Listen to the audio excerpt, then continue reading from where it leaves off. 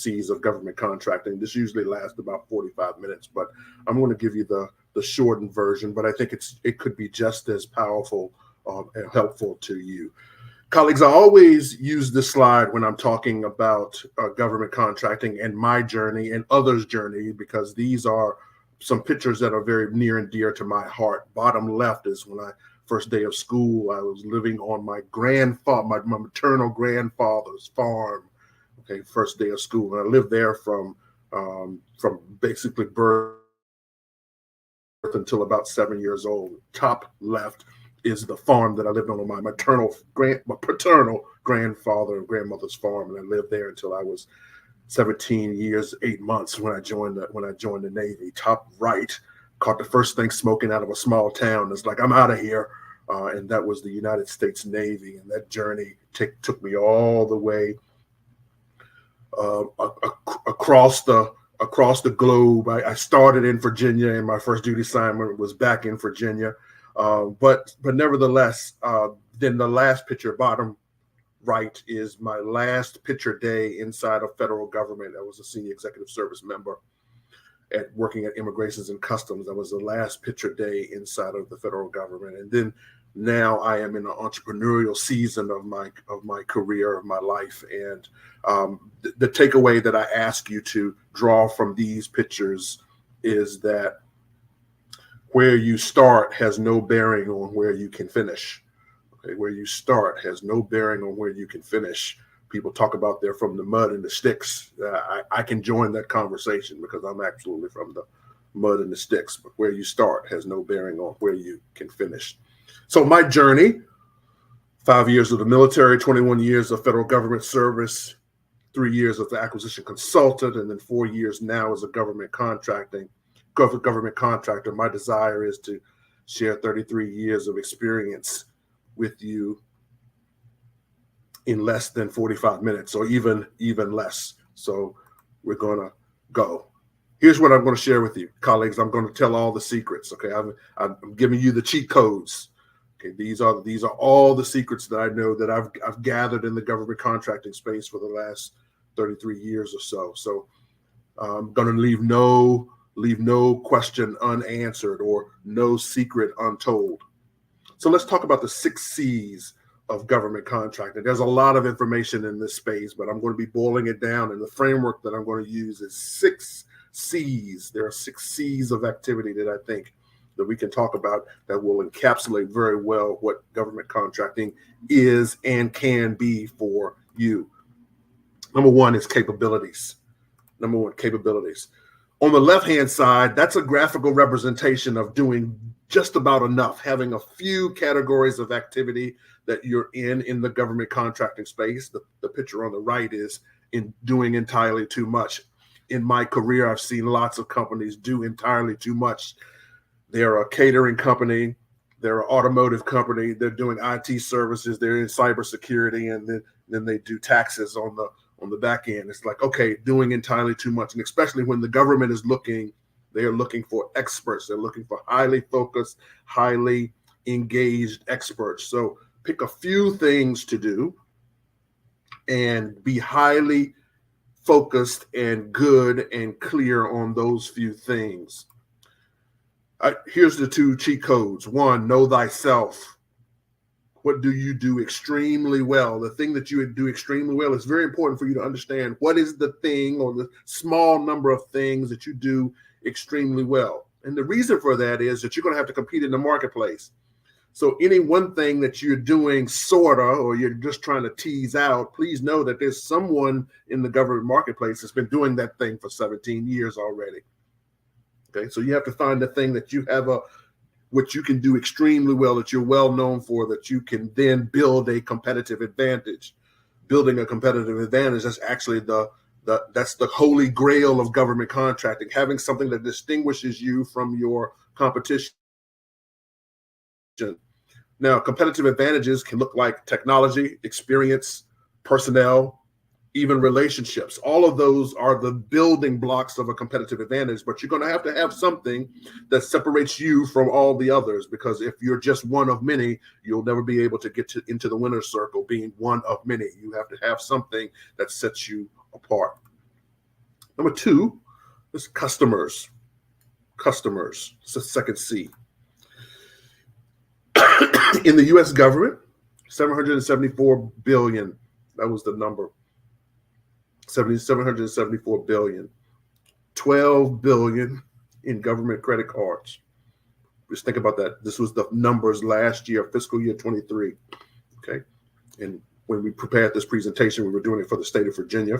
The state of Virginia itself had $106 billion worth of goods and services that were procured by the federal government. Just one state alone had $106 billion. Now, just want to make sure, sometimes you got to see it. You got to see the whole number just to get the whole, the gravity of the dollar value. 106 billion, 122 million, $500,437. Okay, one state. Now, please know, yes, there's probably a aircraft carrier or a submarine or two in that number, but that is a lot of goods and services that are being procured in one state, and many other states are similar in that level of government spend. So the first thing that I would encourage you to do based on thinking about that spend is don't think about the spend. Okay, the number is too big to think about it in whole. What I think is more relevant for you to do is to figure out whom do you serve. You have to think about who is your ideal customer. Who is the avatar customer that you want to serve? It's too big to think about $774 billion worth of spend. But what are the agencies? What are the missions? What are the activities? What are the lines of business that you want to serve? My strategy for that is always pick 3 and 3. Pick three areas. Pick three areas you want to be hyper focused on. Hopefully they're synergistic. Okay, for instance, in our business, we're in the training and development space, and we're in the management and consulting space. They're synergistic. They're brothers and sisters. Okay, so one leads to the other, and we can cross-pollinate. They're hyper synergistic. I don't add medical supplies into that dynamic. It's like, this is who we are. So pick 2 or 3, and then pick 3 agencies that you want to hyper focus on. Now, there's a reason that we choose a couple of agencies to pick hyper focus, because this is a relationship business, and you can't be in a relationship with 27 people or 13 agencies or 24 departments. Okay, so pick 3, in my opinion, as you're starting or as you're maturing up the organizational strategy or your organizational strategy, your business model. The thing you want to do is to pick 3 areas and three organizations to get hyper focused, so you can be hyper focused on the goods and services, so that you can build relationships and create a relationship that will be leveraged for work and good. Number 3 is compliance. Colleagues, I think about compliance in the government contracting space as a big game of survivor.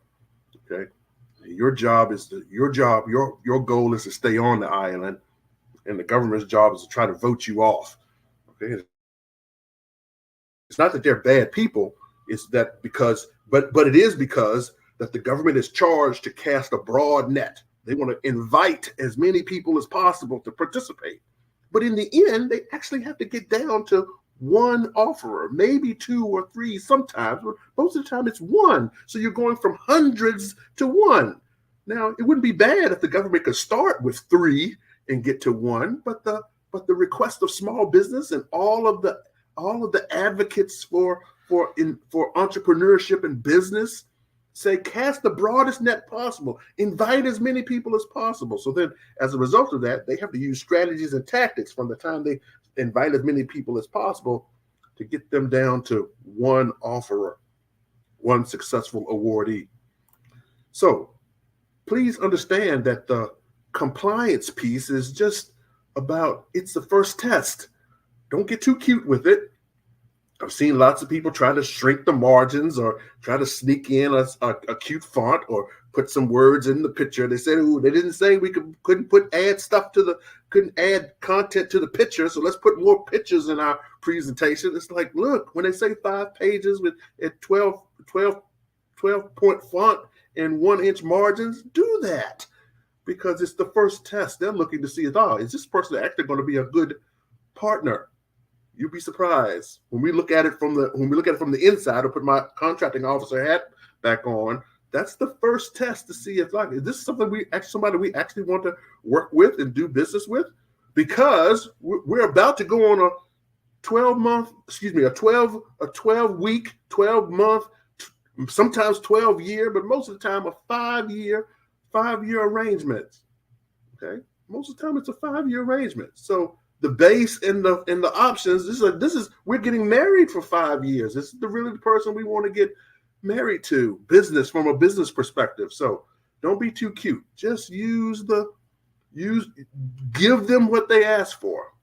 And then the tool that I always recommend people use is build a compliance matrix. It's just the easiest way that I found over time when I was in government and now as a government contractor is building a compliance matrix. It says, look, these are all the things, pull out all the things that the government is asking for, throw them in an Excel spreadsheet and make sure you can color all those blocks. Okay. And once you get all those blocks colored, then you're good to go. Okay. And you're not done until you get all the blocks checked. So it's in my opinion, it's a very easy way of articulating and figuring out and getting to a compliance level that will be successful for you. Is simply building a tool that allows you to be responsive. Number four is communicate. Okay, communicate. Colleagues, to communicate in government contracting, this is what business development is all about. This is what the idea and the concept of business development is all about. I have a strategy that I've built over time, okay, that I call the 4 pots business development strategy. The 4 pots business development strategy. Here are the 4 pots. Number 1, each government contractor, in my opinion, should have a business development model, a strategy, is activity that allows them to be prime contracts, to be a prime contractor, to pursue prime contracts. Now, that may be just a SAM.gov pull or use some business development. Someone should be looking all the time for prime contracting opportunities. The next pot on the stove should be your subcontracting pot on the stove. Okay, looking for opportunities to be a successful subcontractor. Now, to do that, you must be effective. You must know who's winning work in your space. You must know who the top 10 large primes are and the top 10 larger smalls are in your space that are winning work, because those are your subcontracting partners, your potential subcontracting partners. And there should be some business activity, some business development activity around understanding who's winning work in your market and how you can be known to them and how you can participate.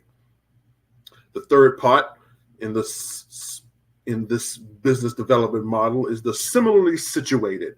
Okay, now this is a term of art used in the small business circles, meaning that smaller businesses with the same socioeconomic characteristics come together and they go into the marketplace as a larger entity.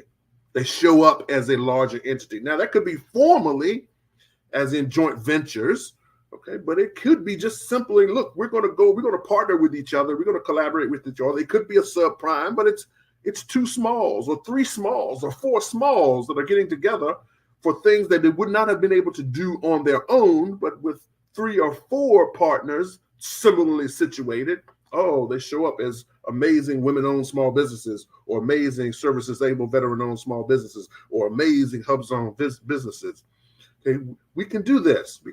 And then the fourth is micro-purchasing. I believe every government contractor, everyone should have a micro-purchasing strategy, something that allows you to do small bite-sized value of work, of activity for agencies, to plant seeds for them to test out what is valuable to them.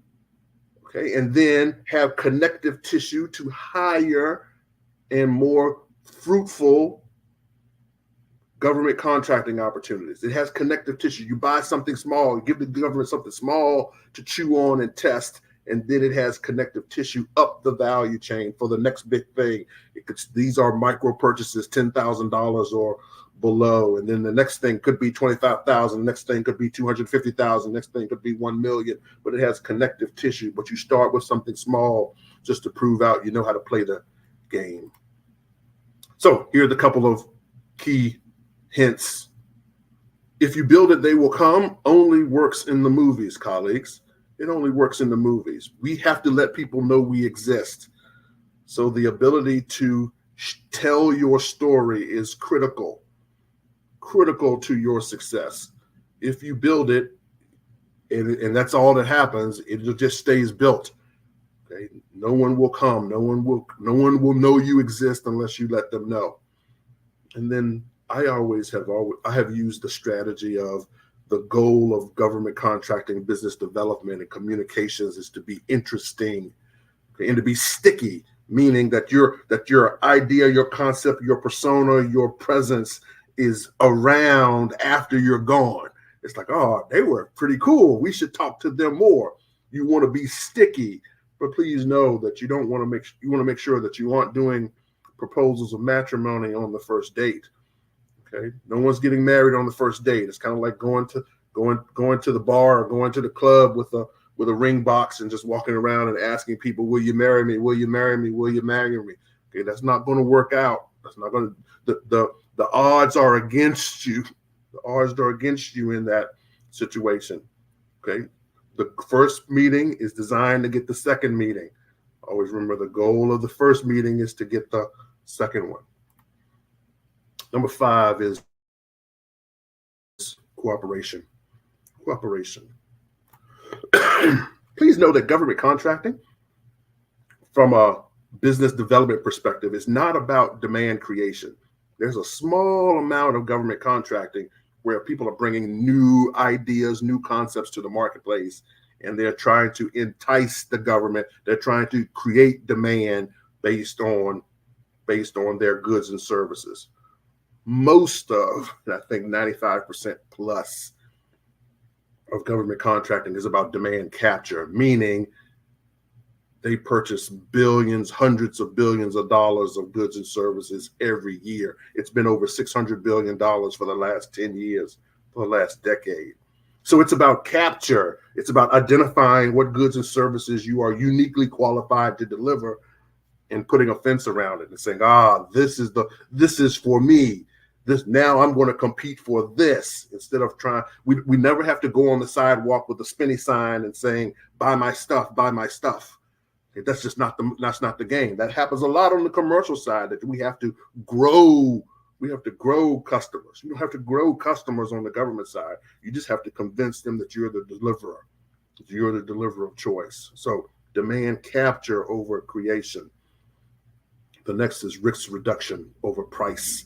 It has been my experience, both in and out of government, that the government will pay a premium for reduced risk. As a former contracting officer, it was always a good day.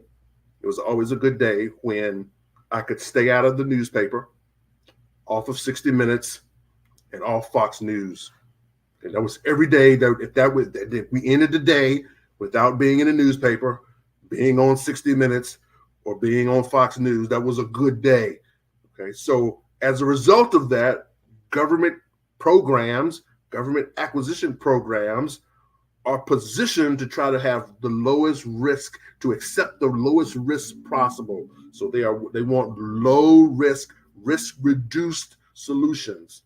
What I've seen over time, what I'm not just seeing, what I've participated in over time, is that they're actually willing to pay a price for reduced risk. So I encourage you, as you go into the marketplace, think about risk reduction. Okay, price matters. Okay, don't get me wrong, price matters. There's not unlimited budgets out there, but if you can identify risk and reduce them for the government is willing to pay for that. And then this is back to cooperation. Being a prime sub relationships, I believe in teams. I believe in partnerships, collaborations, joint ventures. I actually don't care what version it shows up, that we have to work together. We have to work together. And I believe, I even go as far as the pinky promise works too. If you can get together and get the pinky promise that says we can work together, I believe that's just as effective. We have again, the big number, 774 billion is too big. We couldn't do it all if we wanted to. If we were given it all, we couldn't do it all. So we should be thinking about how do we show up larger and more mature and more effective in the marketplace. And I believe we can, one of the ways to do that is we can win together. Now, number 6, some of you might think it's like, well, number 6 has to be cash or has to be certifications or has to be credit. And I'm just suggesting to you that no, that's not, while those are important and all of them have a role to play in an effective government contracting business, it's not the 6th C. My friends, the 6th C is commitment. The 6th C is commitment.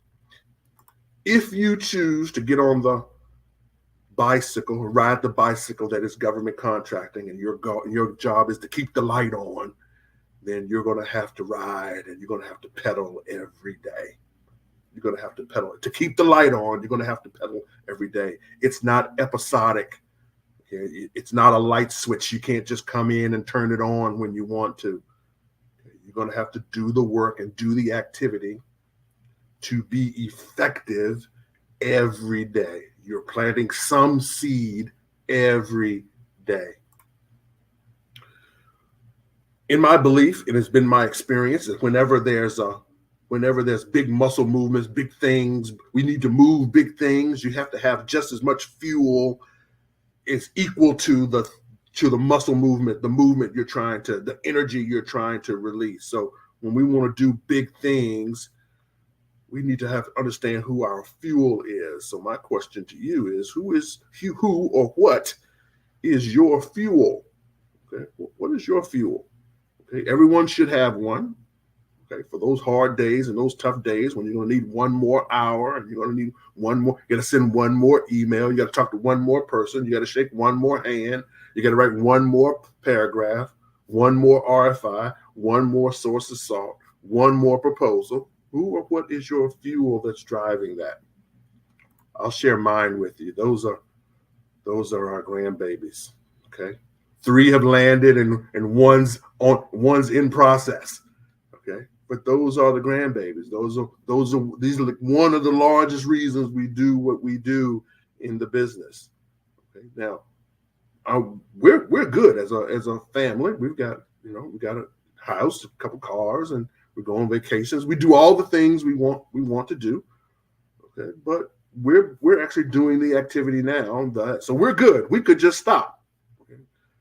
We have this saying in the country, just to sit on a stump. That's what that meant. The old guy, the old man, whenever things were happening on the farm, the old guy, his job was just to sit on the stump.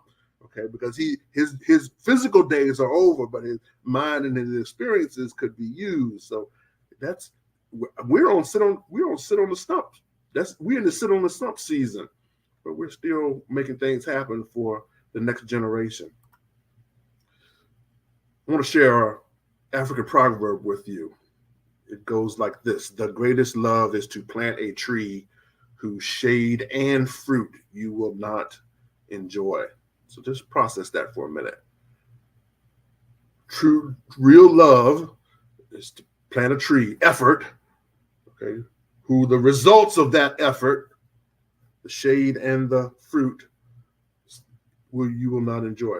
What that says to me, colleagues, is that it's not about me, it's not about you. It's like, who are we doing the activity for? If you need some motivation, who should we be out there planting trees for now?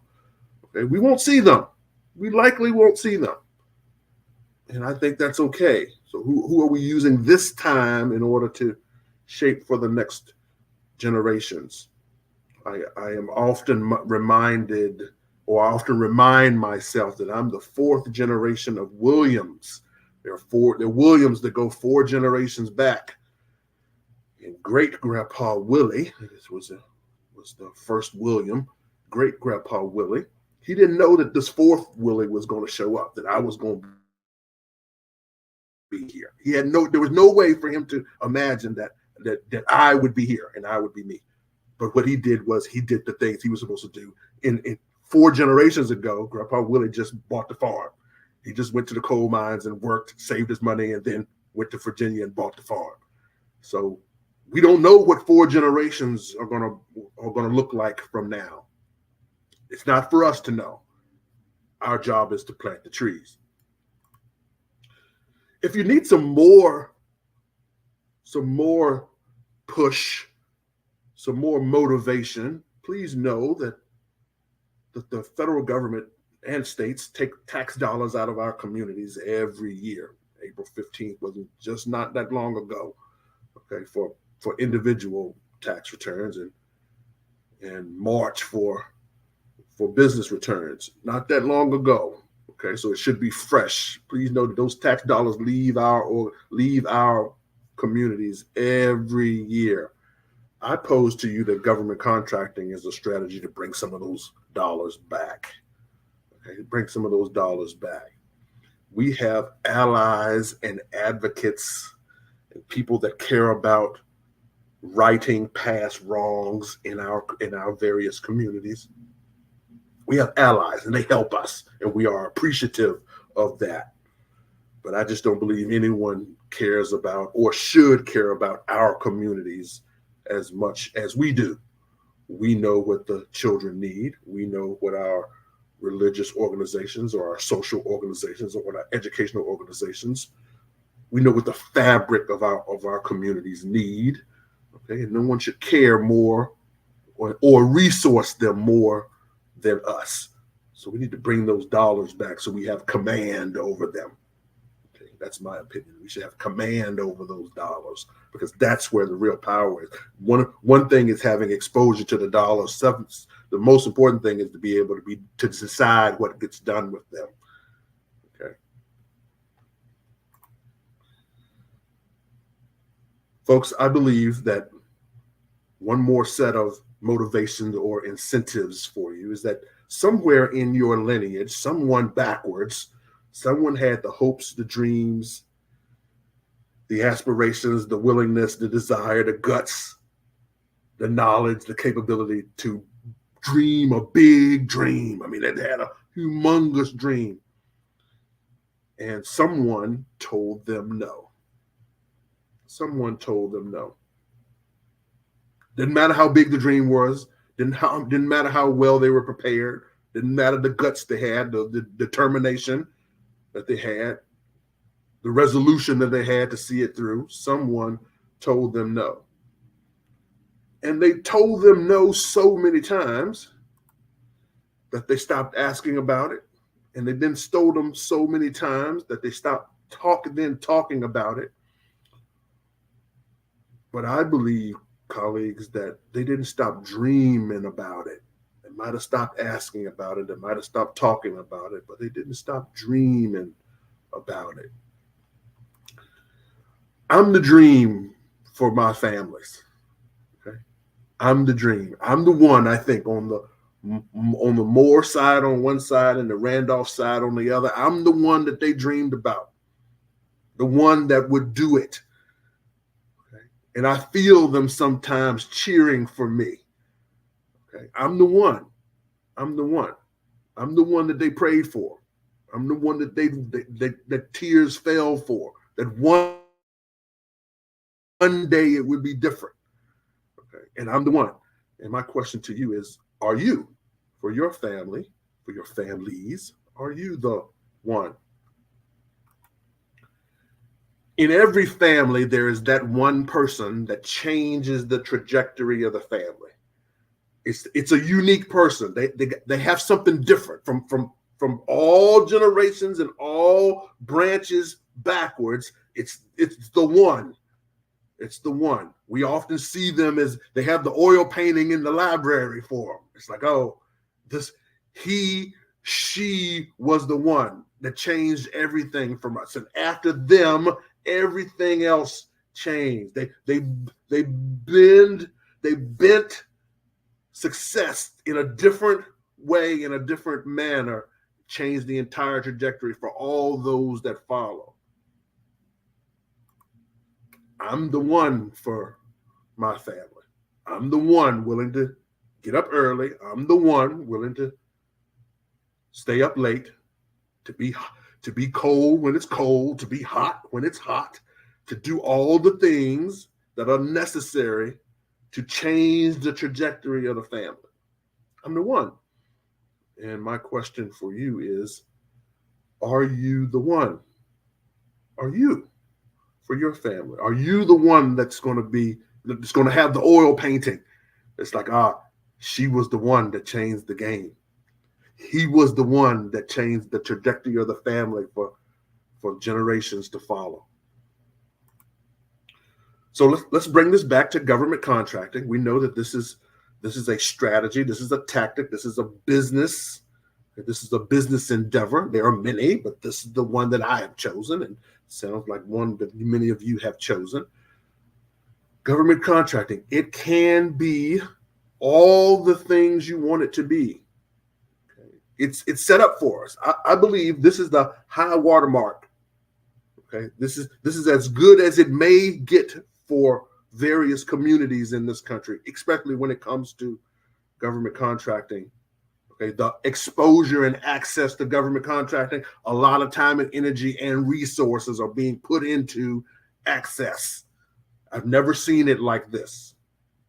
I've been around it 30 some odd years, and I've never seen it like this. The much access and exposure. I think now is the time. If not now, I don't know when. And I'm not confident that the pendulum will continue in its current trajectory. Okay, the pendulum may swing back. So my last questions to you are, I want you to be the dream. I want you to plant the tree, and I want you to be the one. And these are the questions you got to decide. But my desires for you is to be the dream for your family, plant the tree for your next generations, plural, and be the one today to decide to be the one. I'm the one. I'm capable. Okay? The time is right. The environment is right. I'm the one. So, thank you very much, and it is my pleasure to be with you. Thank you, William, not only for educating us, but for empowering us to be the change, be the dream, be the one. I just absolutely love it. So many folks focus on the business part, and they don't necessarily focus on themselves, their vision, their why. And I think, you just exemplified that's the gas in the tank. That's what makes the plane fly, all of those things. Can you tell us how to get to you? Tell us what some of the things you're working on, how you're serving, not only the federal community, but small businesses, et cetera. Oh, thank you so much. So our latest endeavor, and I think our greatest endeavor also, is micromarket.co. Micromarket is a two-sided marketplace designed exclusively for connecting vendors with micro purchase services opportunities, to connect them with the over 1 million credit card holders, purchase card holders that are inside of government. Those 1 million folks last year did 17 million transactions. Wow. Okay. And those transactions totaled $12.7 billion. Micro purchase services. Now, most of those are in product side. Okay. About 70% are products, and there's lots of places to go get products. But when we looked in the marketplace, there was no one place to go for services. So we're building that place. Micromarket.co. It's designed exclusively for micro purchase services, $10,000 or below, in the 14 categories that the government currently spends in the microservices arena. We didn't try to recreate the wheel. We just gave them a faster wheel. Okay, just a better wheel. And you took a horse and buggy to Oh, that's kind. We have 404 vendors. Just right before we left home, We onboarded our 404th vendor on the platform. So if anyone is interested in joining, I encourage you to do so. Please come and take a look. Follow you as well. Yes, please. LinkedIn. That's kind of where I live.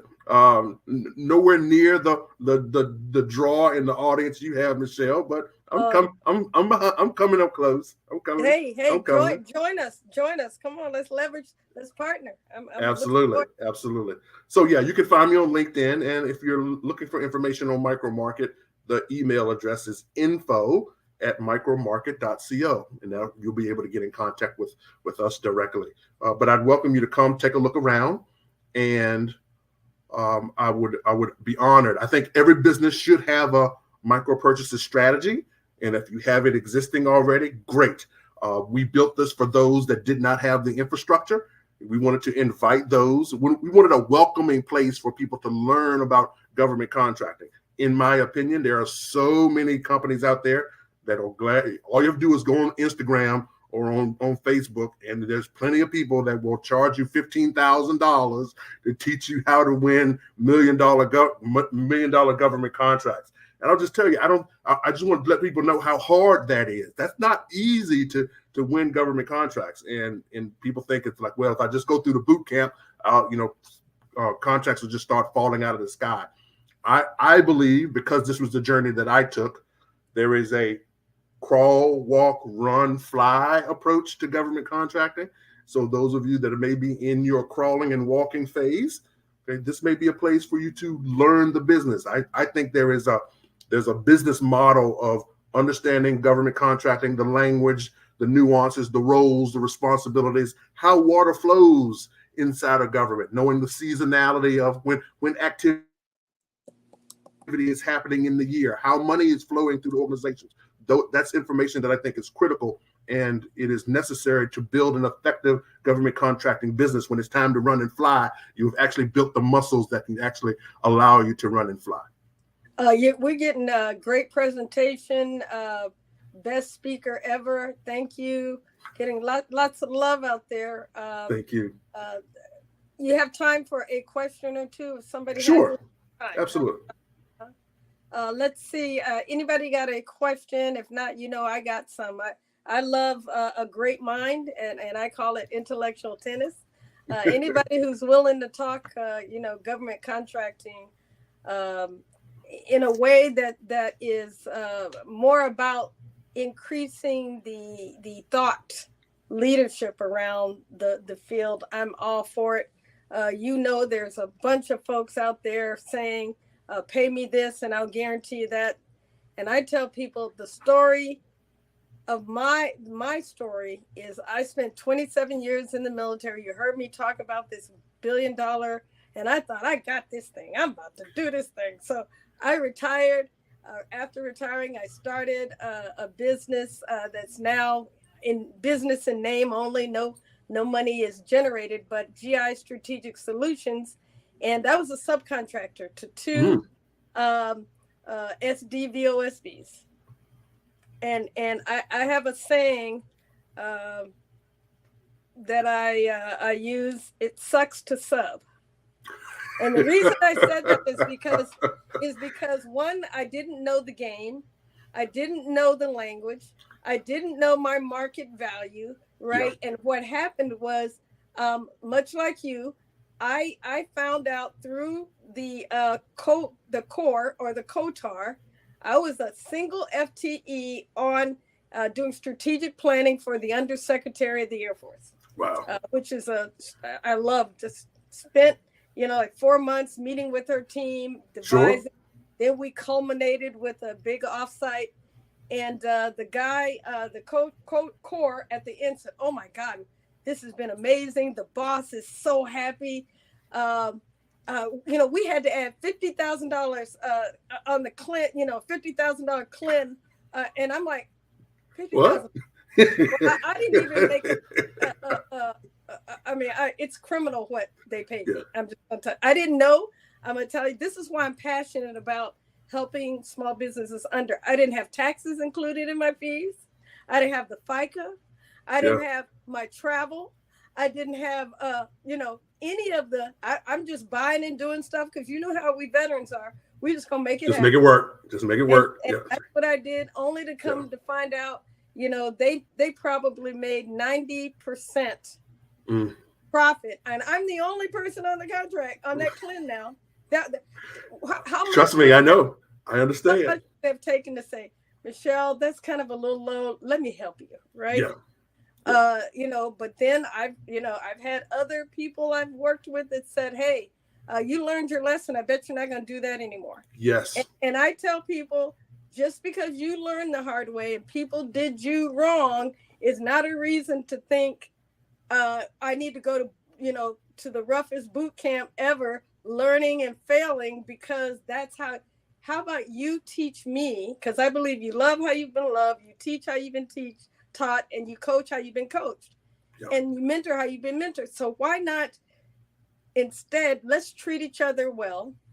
Let's work together. Like you said, I love the similarly situated model. I think we need to do more of that. But tell me, what's your thoughts? Oh, did somebody have? Oh, here's a question I put on the screen.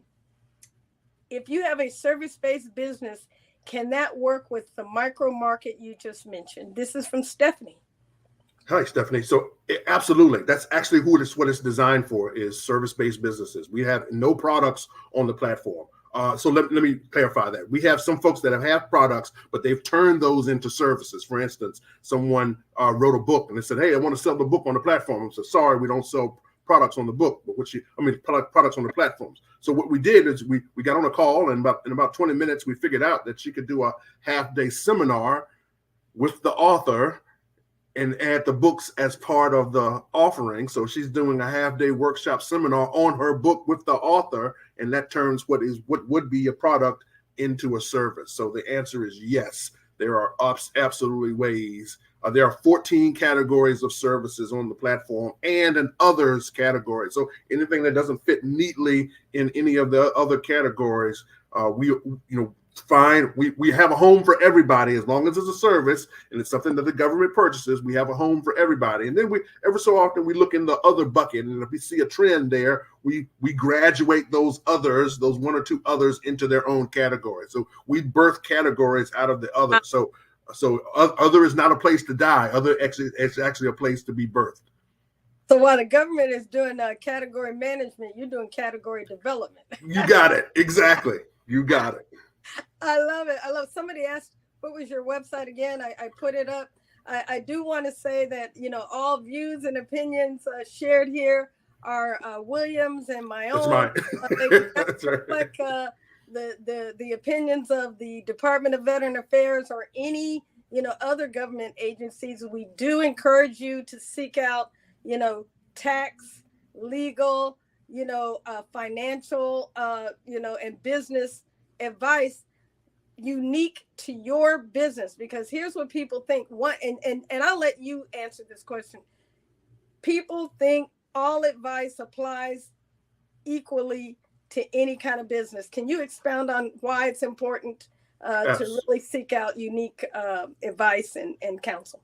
Absolutely. There are so many bifurcations and trifurcation splits inside of business. So, the government commercial one is one, and that's a huge one because it's a two sets of rules on both sides. Once you go down the government side, then you have products and services. That's a huge split. There's operations there. Then there are dollar values. So, when you're working at $10,000, that's different than $200,000, which is different than 2.5 million. Each one of those levels have a different set of knowledge, skills, and abilities that are or characteristics that apply to those areas. So yes, it's very important to be hyper focused on where you are today. Hunt in the area where you can hunt.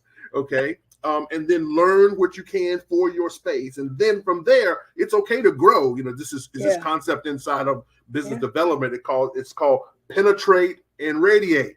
It's like you gotta penetrate first. You can't penetrate with bringing back our military experiences. You can't penetrate with a blunt object. You got to be hyper focused to penetrate. You got to have something sharp to penetrate. But once you get in, then you can open up all you want. So penetrate and then radiate. That's the in my opinion, that's the business development strategy that works best in government. I agree. I couldn't hold. I mean, and it works in local and state government. Drill in your own backyard. I tell people, you can you pay taxes there. You can walk in the door there. Don't people always say, oh, it's hard to get in touch with people and figure out the org structure and who's the decision maker.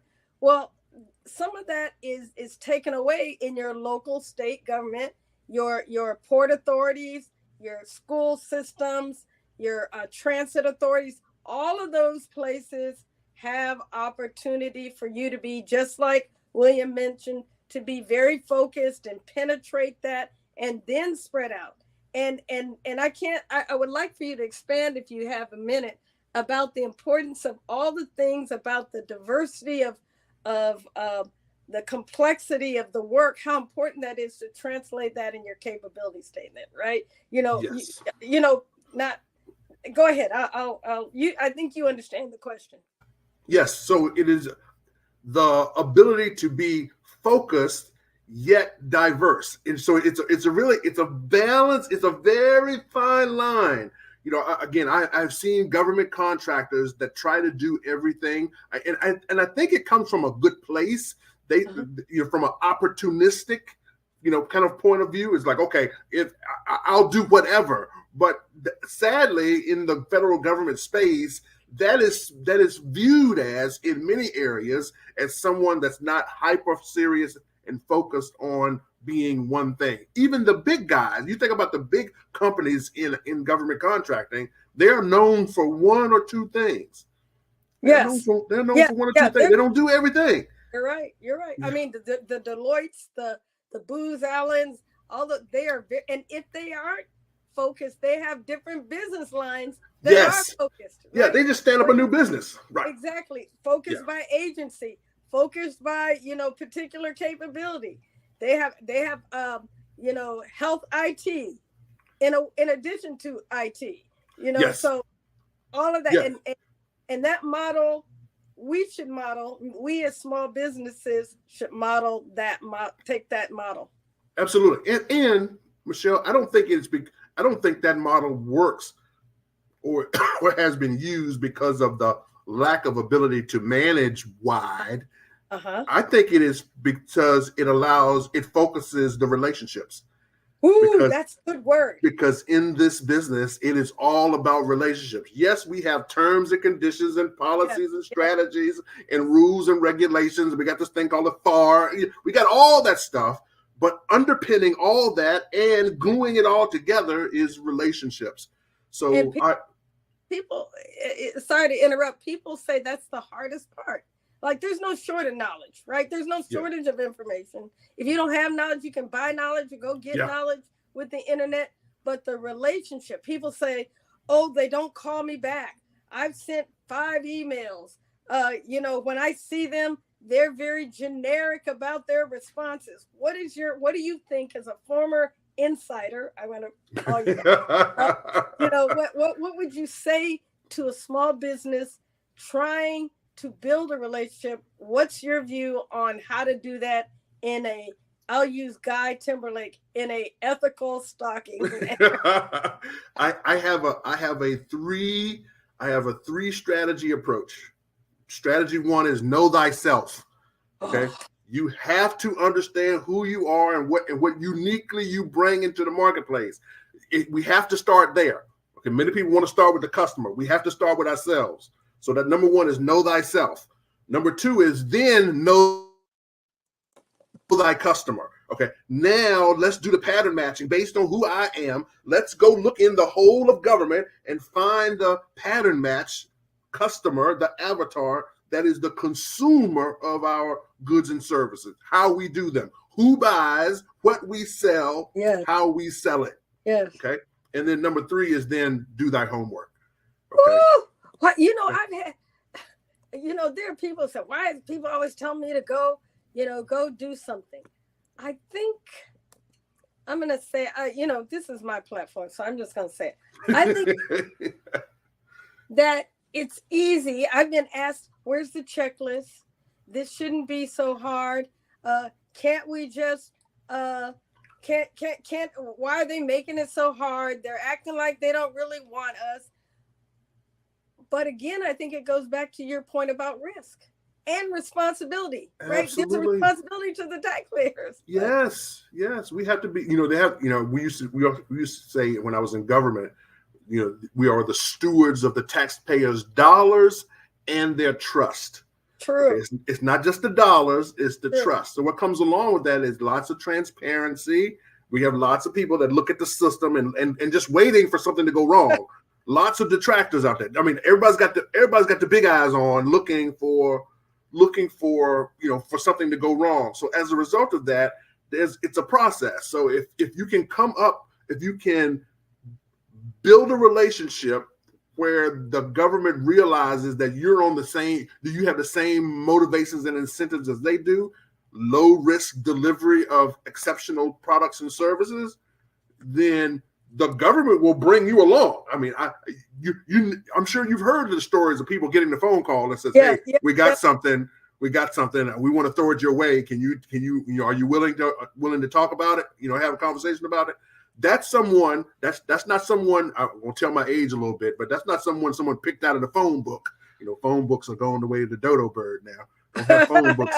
Don't have phone books anymore. But that's just somebody just flipping through the phone book and picking a number. That's someone that has had a conversation, that has a relationship. They've had a connection. They understand that person, at least on the surface, has some ability to deliver and produce.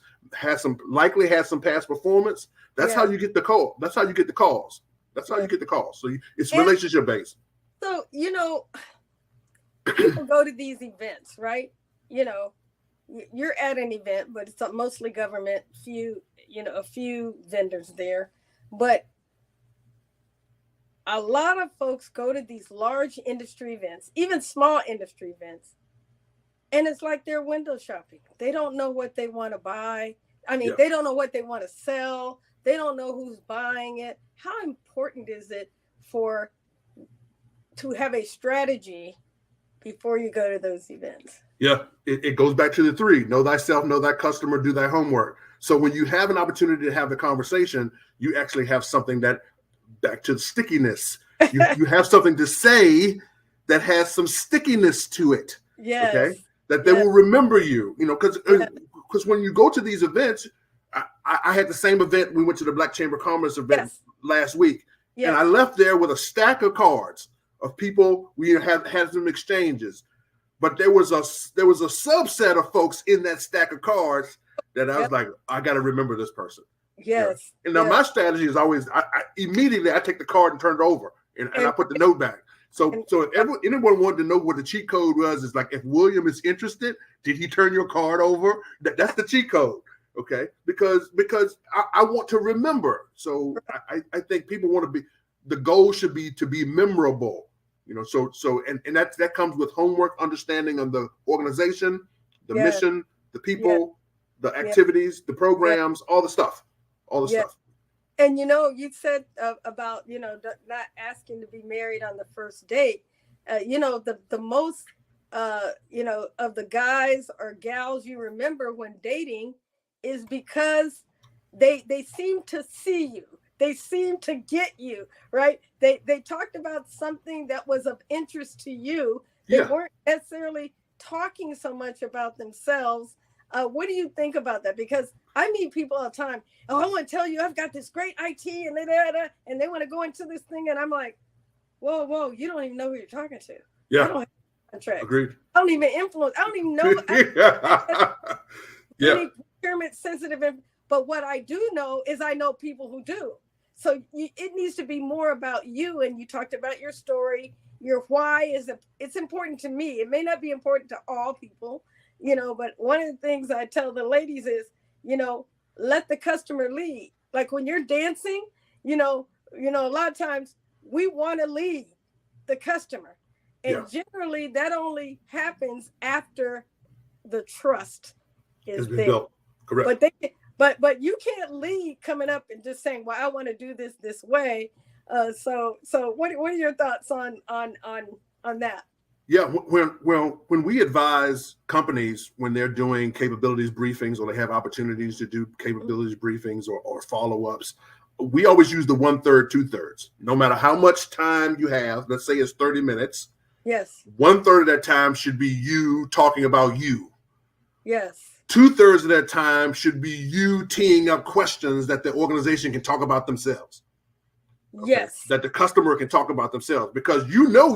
Why are you you're there to hear you say more about you? No, you want to get information about the company. So have the list of questions that prompt them to talk about them. 2/3 of the time, your customer should be talking about the customer and their experiences, their wants, needs, hopes, dreams, and aspirations. So no matter how much time, if you got 15 minutes, 5 minutes is yours, 10 minutes is theirs. Okay? 1/3, 2/3, break it up. So, and then have the prompting, have done the homework enough to have the prompting question. So what's happening in this program? I noticed that y'all, awarded this contract last year for this amount. When is the next time is that going to be repeated? How is the current contract going? All those are prompting questions that encourage encourage the organization, the agency, the department to talk about their experiences, which is what you want to get out of the relationship anyway.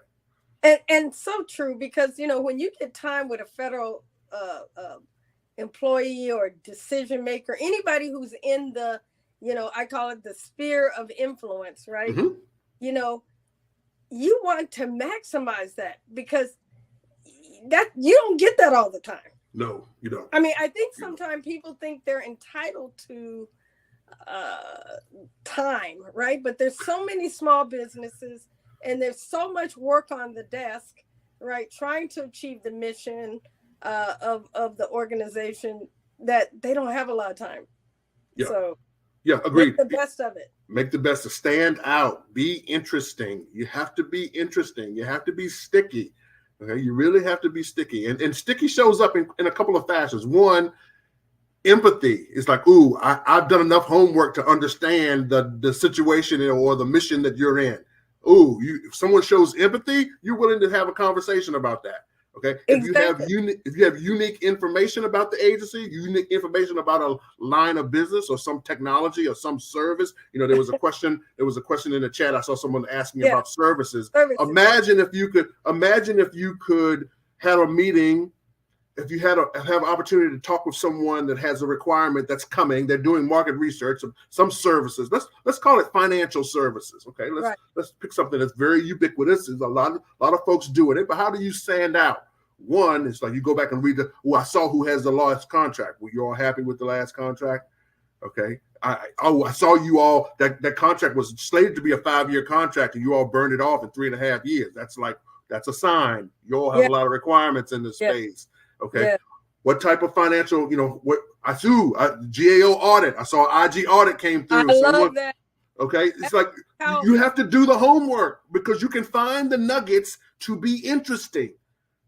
And I think your point of only three customers is so important. Are you saying 3 agencies? Or are you saying 3 specific customers? I would go as far as to say 3 customers, because let's say if you're in the IT space, you're only going to have one CIO in an organization, one CIO office. So if maybe that entire CIO office you're focused on, or maybe the financial management office in that agency. But why I say 3, and Michelle, you just picked up on it, is because it allows you to get deep.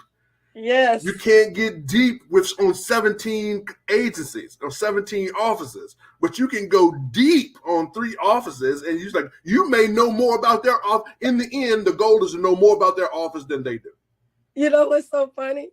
When you said that, I was thinking it triggered the number 17. About the year in college, I took 17 credits. It was a full load. I was like, oh my God, it's about to go crazy. So you're saying 3 credits is a full load, enough for you to do your homework, to say, this is what I bring to the table. Yes. That is of value. I know my value. I know my company. And then your ability to do the homework would then translate into how my products align with what they are service. Absolutely.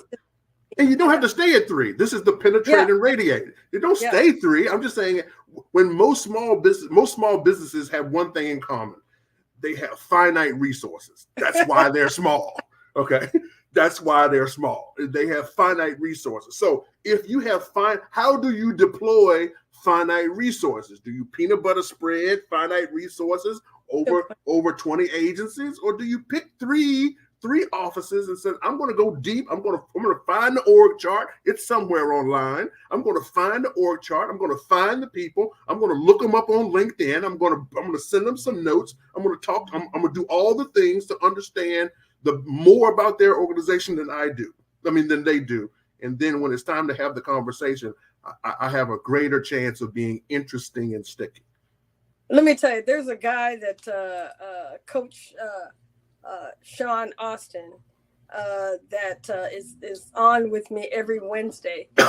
He built a relationship with JP Morgan, and the point about you saying tell them more about themselves than they know. Do you know he did the research and told the JP Morgan folks that JP Morgan was founded and started funding government contracts? Wow. Talk about going up. And the people were like, really? Can you send that to us? We didn't even know that. So do you think he's got their attention? And sticky. Yeah, sticky. He's got their attention. He's got their attention.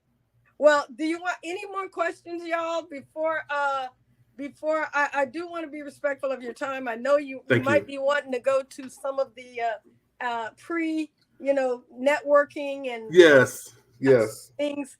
But we don't have any questions right now, but I'm going to tell you, it's been fire in the chat. Any last words? And I'm going to put you on the spot. I want you to join us. You are welcome any Wednesday from 7 to 8, because the generosity that you have shared here with us, your knowledge, your heart, your spirit is amazing. And as you can see, folks are interested in knowing more. But I just think you would be a huge addition to the folks who already have. So I want to extend the invitation to come join us. We won't be doing it this Wednesday. You'll be there, but next Wednesday we'll be picking it up from 7 to 8 p.m. So you want to leave with some last words, and I thank you so much. So yes, thank you, Michelle, first for the invite, and second for sharing your community with me. I guess 3 things. One, it's for us. Government contracting is for us. We can do this. We can do that. And whatever your us is, however you describe your us, okay, it's for us. We can do this. It takes time and energy. It's a discipline. Okay. So you can't just jump into it and just think contracts are just going to fall out of the sky. Like any discipline, there are strategies, tactics, and techniques and rules and best practices that need to be deployed to be successful. But in the end, which is number 3, is it's a very rewarding entrepreneurial endeavor. And you can have outsized value for the inputs. You can have outsized value. And if you're looking for a place to start, please come on over to micromarket.co. Check us out. Check out our YouTube channel and our Becoming a Vendor page, and come and join us. We'd welcome to have you. Thank you. No, thank you, and enjoy your time there. I think you're all in Chicago this year. Chicago, yes. So hopefully it's not too cold, and you're in the hotel, so you don't have to walk outside. Yes, yeah, we're in and settled. Thank you. Wonderful. Again, thank you, William Randolph. You can find him at micromarket.co, and you'll see him again because he's going to join us on some Wednesdays when his schedule allows. I would be honored. Thank you. We'll talk to you later. All the best. Be well. Thanks. All right, y'all. We have a little less than 30 minutes left. I'm going to give you all a opportunity to ask me anything.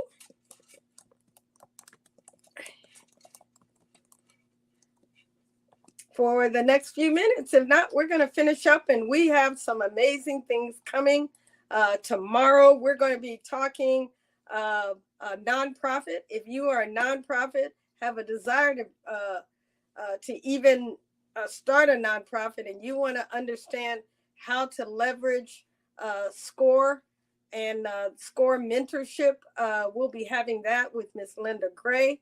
We'll also have this week, we'll be hearing about cybersecurity.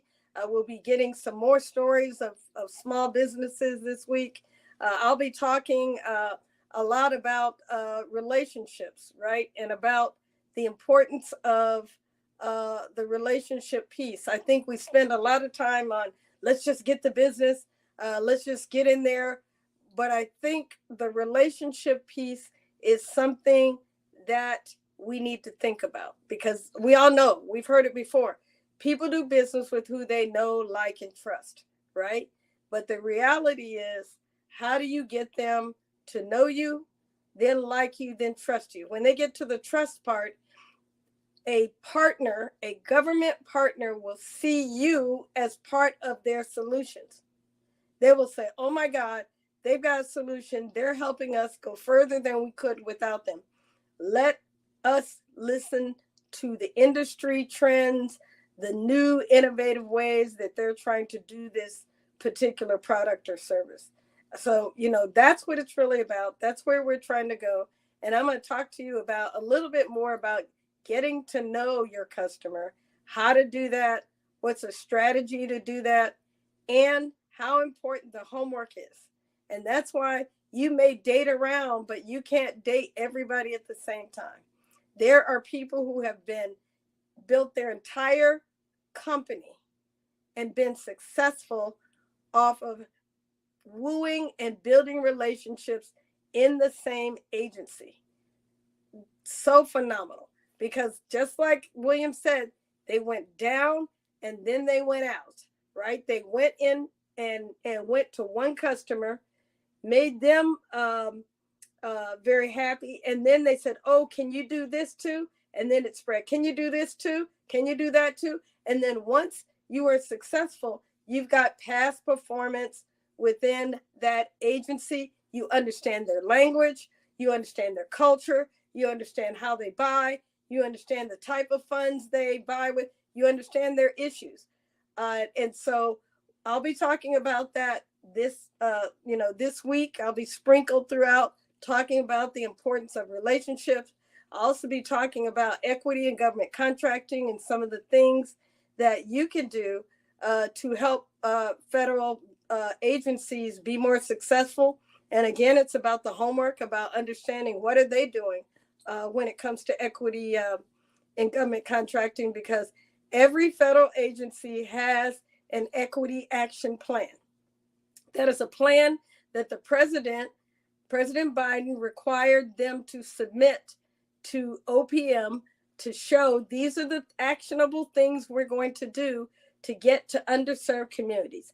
And I think William said us, and what he means by us, when you're looking at socioeconomic categories, that small veteran, woman, service disabled, minority, hub zone, that is also, it's mentioned in there, LGBTQ, although there is not an official set aside for that category, it is mentioned in the Equity Action Plan, because many corporate companies have set asides for LGBTQ plus. So, just knowing the business is about understanding the landscape. I call it's a new AOR, a new area of responsibility, a new area of revenue. You got to understand, I'm now deploying to a different country. What language do they speak? What clothes do they wear? What's the weather there? What are the places and the people like? How do I, blend in and become part of that country's culture? So all of the things, that's all the things that that we'll be talking about later this week. Does anybody have any questions? If not, I am going to sign off early. I'll give you a few more minutes before I end. And thank you, Stephanie, for joining and for your comments, Stephanie Green. Thank you, Linda. Thank you, Anthony. Thank you, Shante. Thank you. I know Ron was on. So I can see most of your comments, but some of the comments I can't see. Some of them, they come up, or depends on whether I'm connected with you or not. So if you don't follow me, please follow me. You can always send me a message in the DMs on LinkedIn. It's my pleasure. I am a small business advocate. I'm a certified to do CEO roundtables, masterminds, cohorts. Of course, I go live every Wednesday on LinkedIn audio, sometime LinkedIn live, 7 to 8 p.m. Eastern Standard Time. But let me just tell you, you might say, why? How did I get to be this way? My father was one of the first Army Corps of Engineer officers. And thank you, Stephanie. I appreciate you too. Thanks for joining. My parents were married in college. They both went to Tuskegee. My entire family went to Tuskegee.